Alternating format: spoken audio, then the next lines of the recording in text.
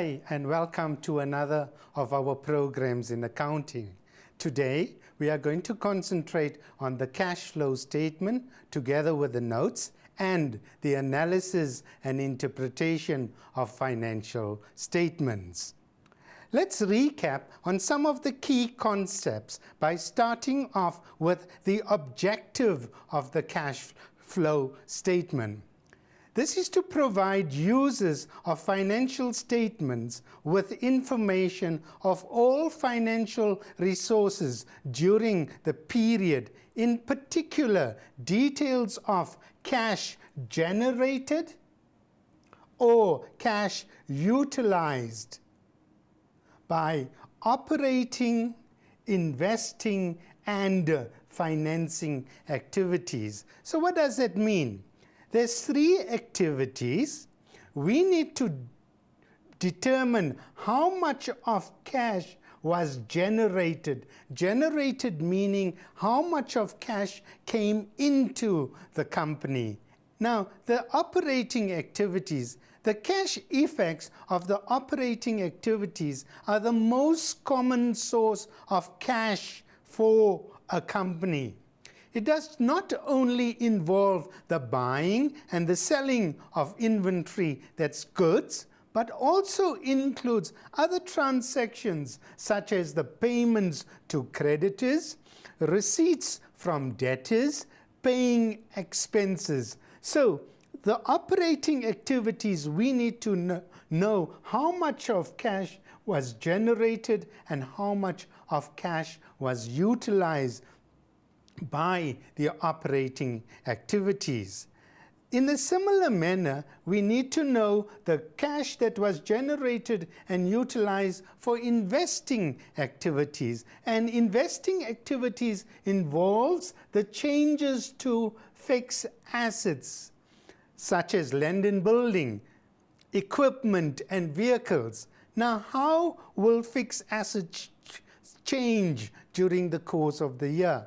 There will be some buying, and in some cases, a fixed asset may be sold. When we say fixed assets, we're referring to land and buildings, equipment, and vehicles. Then, in addition to that, it also affects financial assets. That's the investments, the fixed deposits that has been placed at certain financial institutions, or when the fixed financial assets matures. So investing activities will affect two items, the fixed assets and the financial assets. And yet again, we have to determine how much of money was generated from the investing activities and how much of money was utilized by the investing activities.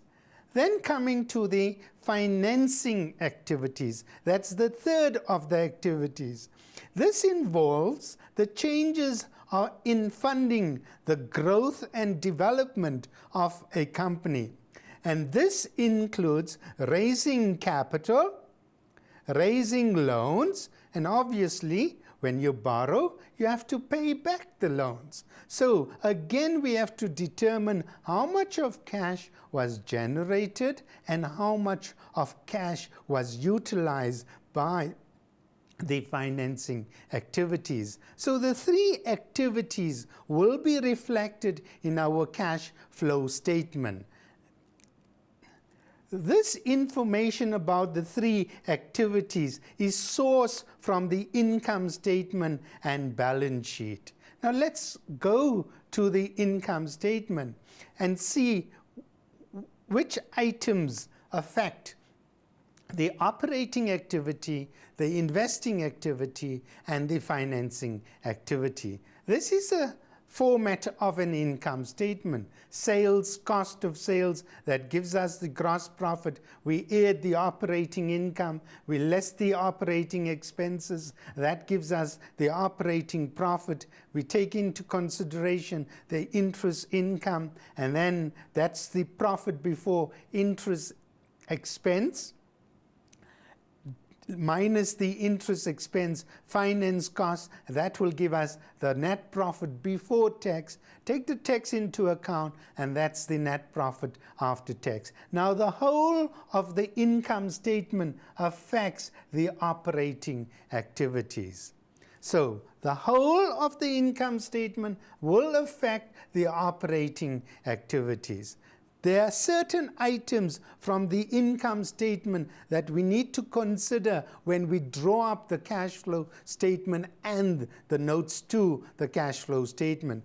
You have to take into account depreciation. We will deal with it when we do the question that we are going to do in a moment. We also have to take into account the interest expense. We need information about the net profit before tax, and we need the information about the taxation part as well. So there's 4 items from the income statement that is of great significance to us in order for us to complete the cash flow statement. Depreciation, interest expense, the net profit before tax, and the tax as well. The tangible assets and the financial assets will affect the investing activities. Let's look at current assets. The inventories, that's our stock. Trade and other receivables, that comes from note 5 and 4. Those 2 items affect the operating activities. The cash and cash equivalents, that's our flow of cash. This is what we're trying to find out.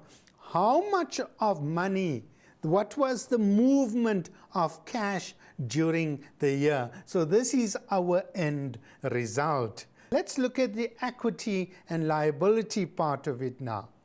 It's the ordinary share capital and the share premium that will affect the financing activities.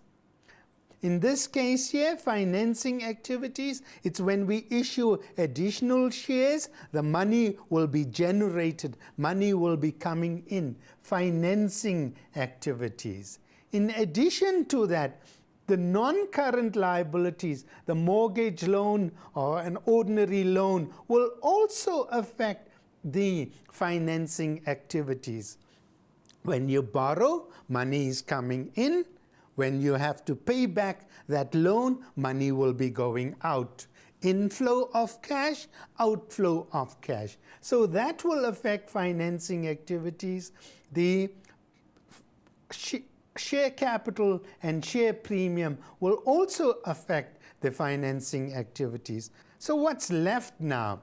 It's the retained income. It will affect us here, the operating activities, when we need to calculate the dividends. So in addition to the inventories and trade and other receivables, the retained income together with trade and other payables will affect the operating activities. And if there's a bank overdraft, that's a movement of cash, and that's what we're trying to work out. How much of cash, the movement of cash for the year.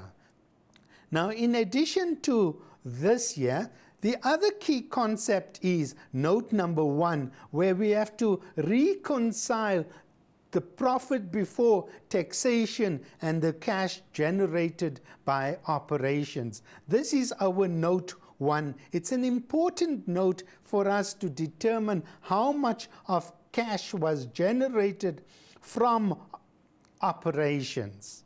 The other item of concern is the calculation of purchase and sale of fixed assets.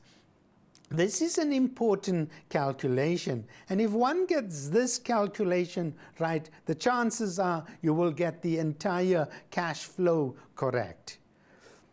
Let's move on. Some of the common errors that we find in when completing the cash flow statement is that many learners don't know when to bracket an amount and when not to bracket an amount. It's easy. Just picture that whenever money is coming in, you do not bracket. When there's an outflow, when money is going out, then the amount needs to be bracketed. In addition to that, the common errors that most learners make is the calculation of the purchase and sale. It's the calculation of the net profit before tax that we need when we do note number 1 for the cash flow statement. We also have problems, common errors here, where many learners don't know how to work out the increase or the decrease in inventories, debtors, and creditors. And that also affects note number 1 there. Increase in share capital, it's just a calculating transaction there, but again, many learners find that a problem. And the proceeds and the repayment of loans is also a problem where many learners tend to make mistakes. Now, what do you really need to know? Obviously, in order to complete a cash flow statement, you need to know the format of the financial statement. You need to know the format of the income statement and the balance sheet together with the notes. If you know that, you will be able to pick up the 3 activities in order to complete the cash flow statement. And obviously, you need to know the format of the cash flow statement. It's no use you got all the information about the 3 activities and you don't know where to place it in the cash flow statement. And another point that you have to remember is that if the net profit before tax is not given, and the easiest way to calculate that is draw up an appropriation account. Let's look at the notes. Note number 1 is the reconciliation between profit before taxation and cash generated from operation. We will deal with this in more detail when we're going to do a question in a moment. That's our first note. The second note is the note for cash and cash equivalents. The third one is the notes on dividends. I'm going to deal with it in much more detail when we do the question. And the fourth note is the note for taxation paid. And finally, the last note is the note for fixed assets purchased. And that is the format of the notes to the cash flow statement.